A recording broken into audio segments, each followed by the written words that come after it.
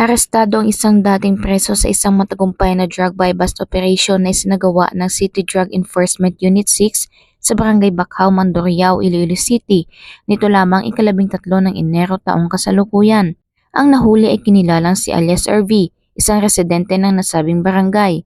Ayon kay Police Captain Ryan Christ Inot, Chief ng City Drug Enforcement Unit 6, nabilhan nila ng isang sachet ng hinihinalang shabu si RV gamit ang 7,000 pesos na buy-bust money. Kasunod ng operasyon na recover mula sa suspect ang 18 sachet ng pinaghinilaang shabu, pati na rin ang buy-bust item na may kabuang timbang na humigit kumulang 50 gramo.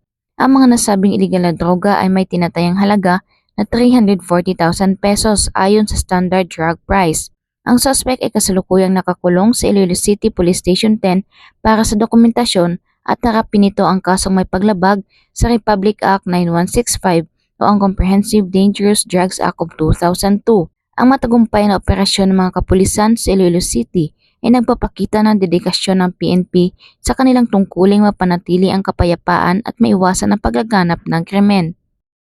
Mula dito sa Police Regional Office 6, ako ang inyong PNN Correspondent Patroluman Glidel Astrologo, alagad ng batas, tagataguyod ng Balitang Pulis.